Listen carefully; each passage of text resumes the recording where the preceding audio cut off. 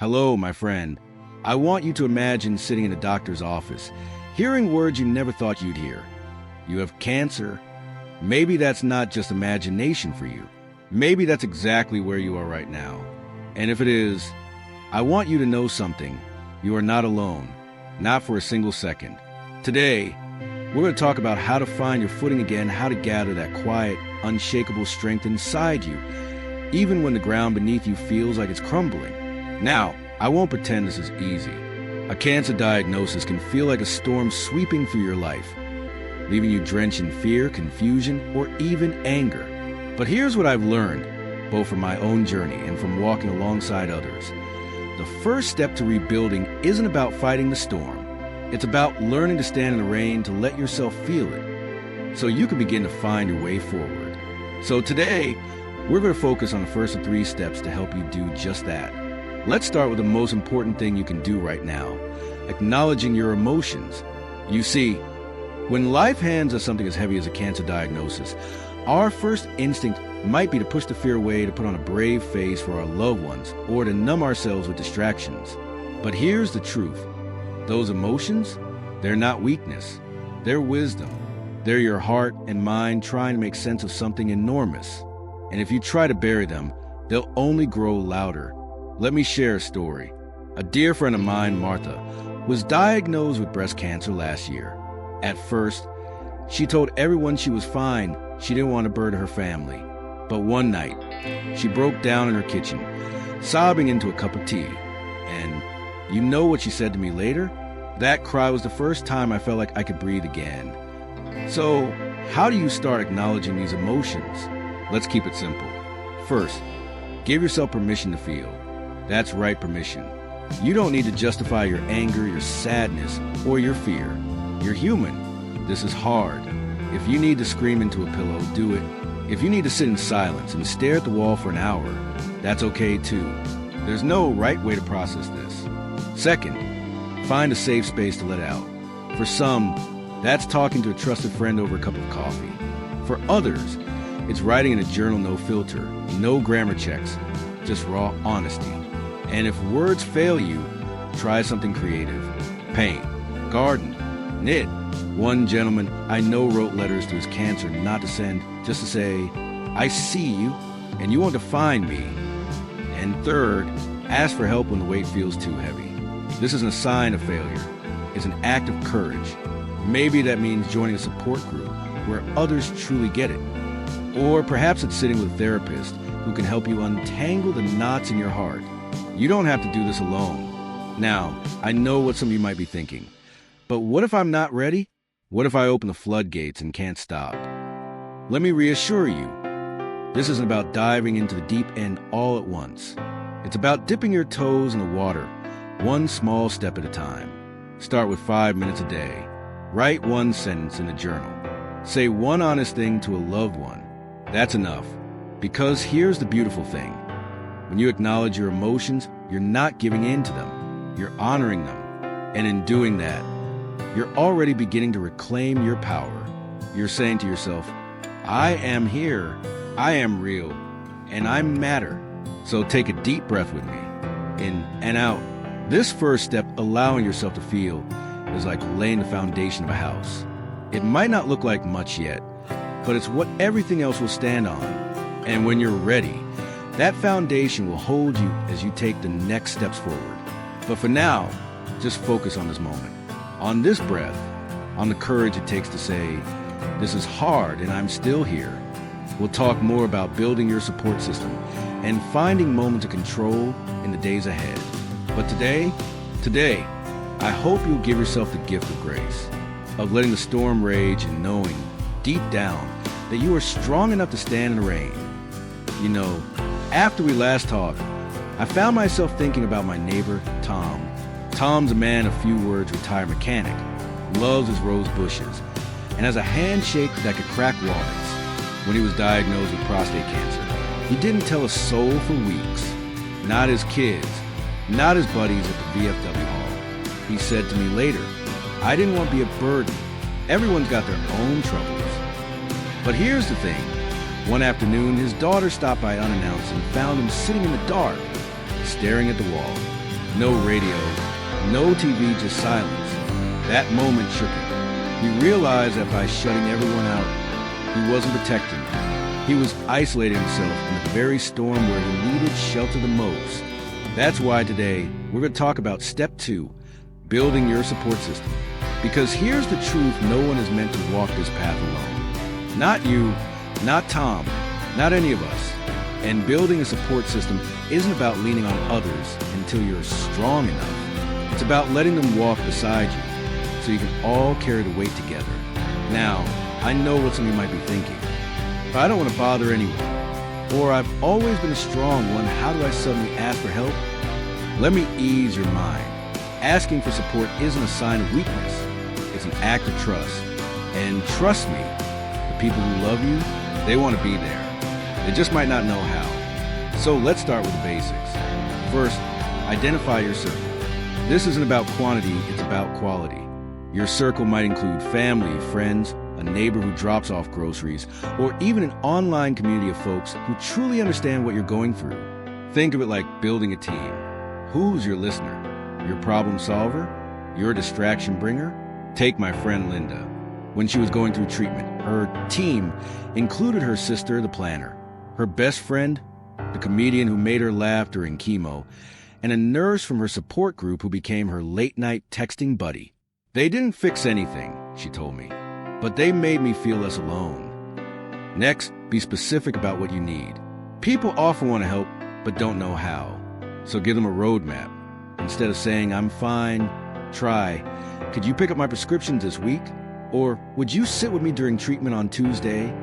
Even something as simple as, I just need you to listen, no advice, just hugs. And here's a tip, assign roles. Let one person handle meal deliveries, another coordinate doctor's appointments, and another be your distraction captain for funny memes or old movies. It takes the guesswork out of helping and gives your loved ones a way to feel useful too. But what if you're someone who's always been the caregiver, the one everyone leans on? This shift can feel uncomfortable, I know. Let me share something my friend Carlos said after his lymphoma diagnosis. At first, I hated asking my kids for help. Felt like I was failing as a dad. But then I realized letting them care for me was giving them a gift. It showed them what love looks like in hard times. And don't forget professional support. Sometimes, the best thing you can do for your family is to let a therapist or counselor carry the emotional heavy lifting. They're trained to help you navigate fear, anger, or guilt without judgment. Think of them like a guide with a flashlight, helping you find your way through the dark. Now, I won't sugarcoat it. There might be moments when someone lets you down. Maybe a friend disappears because they're scared. Maybe a family member says the wrong thing. But here's the key. This isn't about them. It's about you. Keep reaching out. Keep saying, this is what I need. Your job isn't to manage their reactions. It's to protect your heart and energy. One more thing. Support isn't just the hard days. Let people celebrate the small wins with you. 2, did you finish a meal without nausea? Share that victory. Did you sleep through the night? Throw a mini dance party, even if it's just a fist pump in bed. Joy is contagious, and it reminds everyone, including you, that hope is still alive. So start small. Today, send one text. Make one call. Say, I'm struggling and I need you. You might be surprised how many hands reach back. And when you've built that circle and you've got people holding you up, you'll start to feel something shift. You'll realize that strength isn't just something you dig up from inside yourself. It's something that grows in spaces between you and the people who love you. That's when you'll be ready for the next part of this journey, the part where you take back the reins and find little ways to feel in control again. But for now, just focus on letting your people in. Let them be your shelter. Let them be your light. And remember, my friend, you are not a burden. You are a human being, worthy of love and care today, tomorrow, and every day after. Until we meet again, keep reaching out. Keep letting love in. And know that with every step, you're growing stronger. A few months ago, I met a woman named Evelyn at a community garden. She just finished her last round of chemo, and she told me something I'll never forget. She said, when I was diagnosed, I felt like my life was a book someone else was writing. But one day, I decided to pick up the pen again, even if it was just a scribble in the margins. That's what we're going to talk about today. Step 3, finding moments of control. Because here's the secret no one tells you. Even in the middle of the storm, you can still find pockets of calm. You can still decide what color to paint the sky in your own story. Now, I know what some of you might be thinking. Control? How can I talk about control when my body feels like it's betraying me? I get it. Cancer can make you feel like a passenger in your own life. But here's the thing, control doesn't have to mean grand gestures. It's about claiming tiny victories, like Evelyn planting marigolds in her garden, even when she wasn't sure she'd see them bloom. Let's start with creating a daily ritual. Something simple, something yours. For my friend Sam, it's brewing his morning tea the same way he's done for 40 years, even on days when his hands shake from treatment. It's not about the tea, he told me. It's about reminding myself I'm still here. Your ritual could be as small as lighting a candle, reading a poem, or sitting by the window to watch the birds. It's not about the what, it's about the why. It's your way of saying, today I choose this moment. Next, make one small decision for yourself every day. Cancer might steal a lot of choices, but it can't take them all. Maybe it's what to wear, yes, pajamas count. Maybe it's what movie to watch or what song to play. My cousin Rosa, during her toughest days, insisted on picking the flavor of her protein shakes. It was silly, she laughed, but choosing between chocolate and vanilla made me feel like me again. And here's a tip, write that decision down. Keep a notebook by your bed and jot down one thing you chose each day. Tuesday, wore my favorite Red Sox. Friday, ate mango slices for breakfast. Over time, that list becomes a map of your courage proof when you're still in the driver's seat, even if the road is bumpy. Finally, find a creative outlet to reclaim your voice. You don't have to be Picasso or Shakespeare. This is about expression, not perfection. One man I know, Henry, started whittling wooden spoons during chemo. I'm not good at it, he grinned, holding up a lopsided spoon. But carving something out of nothing felt like magic, maybe for you. It's journaling, knitting, or even rearranging photos in an album. The goal isn't to create a masterpiece. It's to remind yourself that you're still a creator of art, of memories, of hope. Now, let's tie this all together. Step 1 was about letting yourself feel. Step 2 was about building your support system. And step 3, it's about planting your flag in the ground and saying, this is mine. But here's what Evelyn taught me. These steps aren't a checklist. They're a dance. Some days, you'll need to crumble into tears, and that's okay, that's step 1. Other days, you'll lean on your sister or your best friend, step 2. And on the good days, you'll surprise yourself by laughing at a bad joke or rearranging the furniture just because, step 3. So don't pressure yourself to get it right. This isn't about being strong every second.